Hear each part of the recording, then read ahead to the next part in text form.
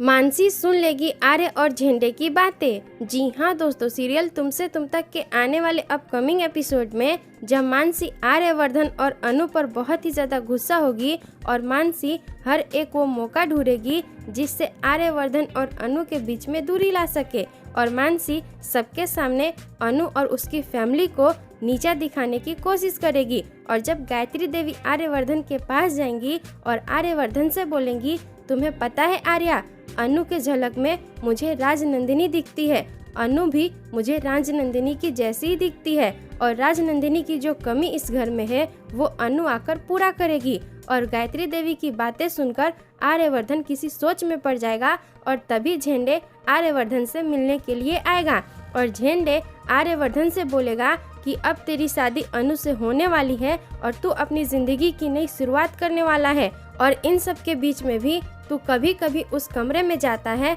जहाँ पर राजनंदिनी के सारे राज हैं, और मैं तुझसे कहूँ तो तू अब उस कमरे में जाना बंद कर दे। तुझे हमेशा हमेशा के लिए राजनंदिनी को भूलना होगा, क्योंकि अनु के सामने राजनंदिनी का राज नहीं आना चाहिए। राजनंदिनी के बारे में अनु को कभी भी पता नहीं चलना चाहिए। और आर्यवर्धन झेंडे से कोई आर्ग्यूमेंट करे उससे पहले ही झेंडे आर्यवर्धन से बोलेगा, तुझे मुझसे वादा करना पड़ेगा कि तू अनु से राजनंदिनी की कोई भी सच्चाई नहीं बताएगा और तू खुशी खुशी अपनी जिंदगी अनु के साथ बिताएगा। और मानसी झेंडे और आर्यवर्धन की सारी बातें सुन लेगी और मानसी सोचेगी कि आखिर ये राजनंदिनी कौन है और राजनंदिनी की सच्चाई क्या है जो झेंडे ब्रो इन लॉ से अनु को बताने से मना कर रहे हैं।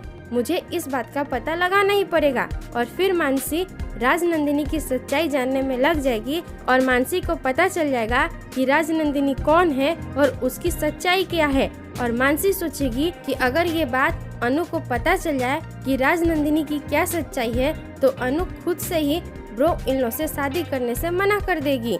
और आर्यवर्धन को अनु को राजनंदिनी की सारी सच्चाई बतानी चाहिए या नहीं, आप हमें कमेंट में ज़रूर बताएं। और इस वीडियो को लाइक, शेयर और हमारे चैनल को सब्सक्राइब करें।